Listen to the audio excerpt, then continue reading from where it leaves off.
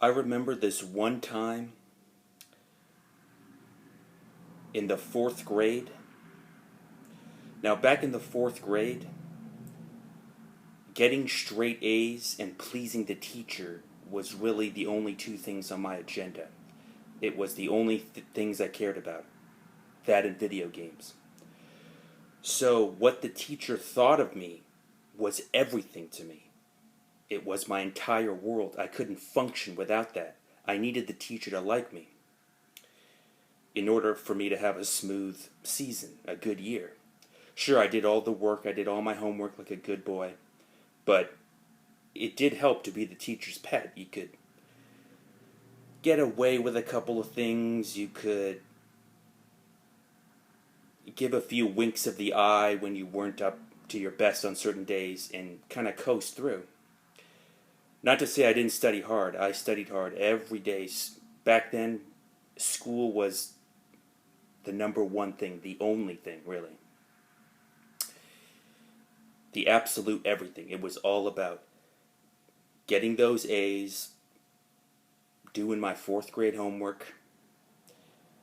The dog would never eat my homework. I didn't have a dog then, but that could never be an excuse. No excuses.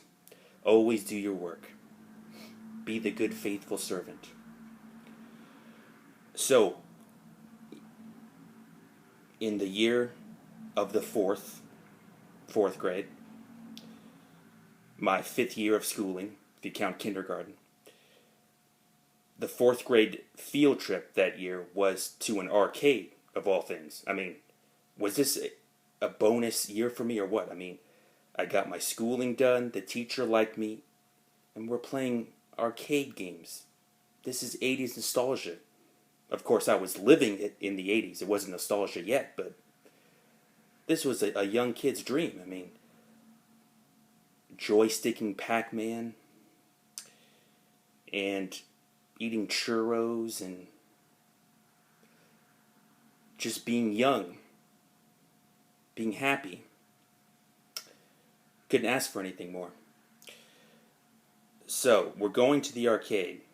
Now, my teacher during this year was a pretty young, thin, skinny, brown-haired woman, good-looking. She had a bit of the weird eyes, the suspicious eyes. She had a bit of the bewitched, twitching nose. When she knew something was up, she would scrunch her face like this, her nose would twitch, her eyes would severely look into you because she knew something was wrong, always looking for mischief. And now, all that she ever saw of me was the good boy. I never swore, always raised my hand, was never disruptive, always in the front of the class, of course, as any good teacher's pet would be. Never spoke out of turn, was docile, quiet most of the time, all of the time. And so, she saw me as I was a good kid, a good boy. Now, there was a side I showed my parents during that year, which was, the depression was starting to creep in during that time. It was starting to build, so I was using a lot of four-letter words that I had newly acquired, that I had just learned from the street. So my parents were seeing that side of me. I was cussing. But, of course, that was in-house. That was inside the room. Nobody in public ever knew that side of me.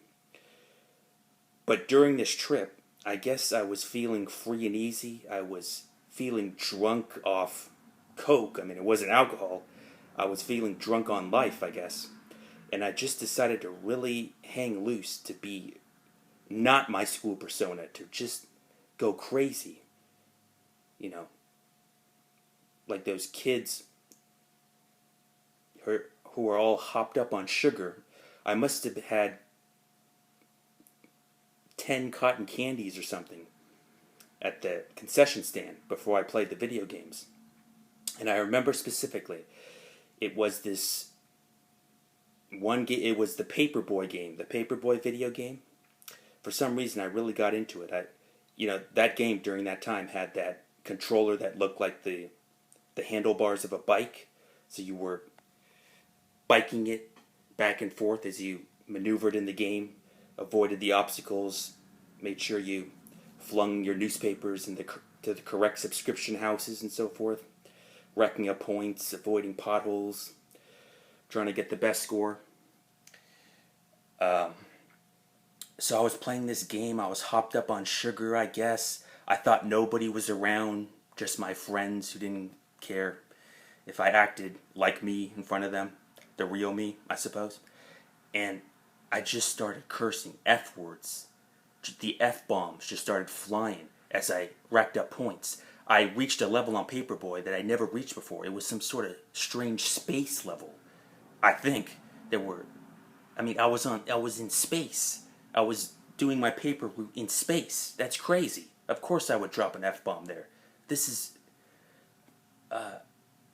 territory never explored before. This is unheard of for a little kid. I was delivering papers to Martians on the moon or Saturn or something. So this was a new experience. This was uncharted territory. I was alive for the first time. So the F-bomb started to fly out of my mouth. 10 minutes of that, a 10-minute session, and finally the quarter was used up and I lost all my lives, my 3 lives. Well, guess what? I turned around afterwards, and right there, sitting a couple feet away, was my 4th grade teacher looking. Well, here's the thing. I thought she was looking right at me. I was so scared at that moment, I just bolted. So I didn't get a look at her face or her eyes. I wasn't sure she was looking directly at me. But needless to say, I was so red with embarrassment, as red as my ears are now. Side note, don't drink a certain brand of green tea. I'll get into that in another week. But anyways, I was so red that, I was shocked. Had she been there the whole 10 minutes, had she just heard my impromptu performance of F's there, I had no idea. But it was like, I felt like things would never be the same. My teacher had seen who I really was. I had revealed myself unwittingly to her. Everything would be different now. The next day in class, I'd be treated as the dunce or the school bully or the whatever. She would see me in a whole new light. I would be part of the D students, the F students, the truants, the ones who went to detention every Saturday.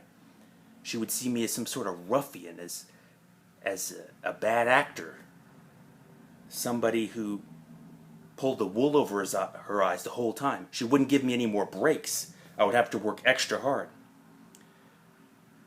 So now, the field trip was on Friday, so I had 3 strenuous days to wonder what she was thinking. Again, I had no idea what just happened there because I ran. Had she actually heard me? Maybe she didn't. Maybe she just happened to be there but didn't hear anything I was doing. Or maybe she just caught the back of my head and didn't recognize me. She didn't know that was me that was cursing. She just thought it was some kid, random kid. It's that not knowing. The not knowing is the hardest part. That's a famous song, isn't it? That not knowing dredged up so many nightmares in my imagination those couple of days.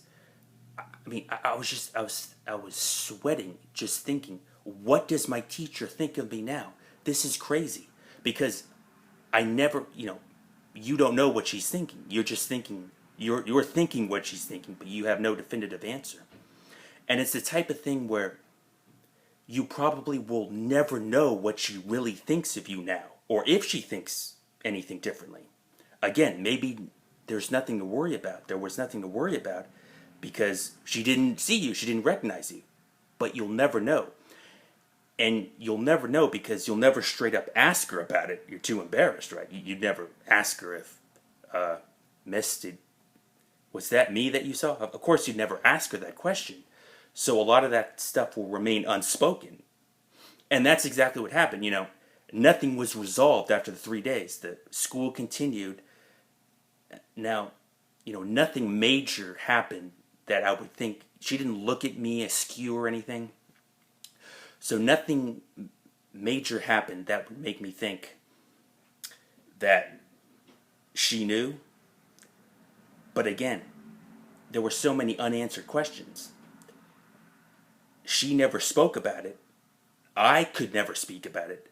So it remained unspoken. But again, was there something there or wasn't there? I never did know. I never found out. She never told me. So, eventually time passes and you just kind of move on. I moved on to 5th grade. But to this day, I don't know what she thinks of me. I wonder at this moment in time, if, God bless her, she's still alive, I just wonder if I were to ask her directly, or if anybody were to ask her, a pup dog reporter, hot on the trail, hot on the case, would ask her, I just want the information of what exactly does she think of me? What did she think of that incident? Was it something to her? It was everything to me. Did she change her view? Did she have a paradigm shift about me? And maybe about the world in general? Maybe she thinks everybody's just faking it to her, It's that not knowing. To this day, I'll never know what she thought of that incident, that arcade incident, and of me, and what she thinks of me now.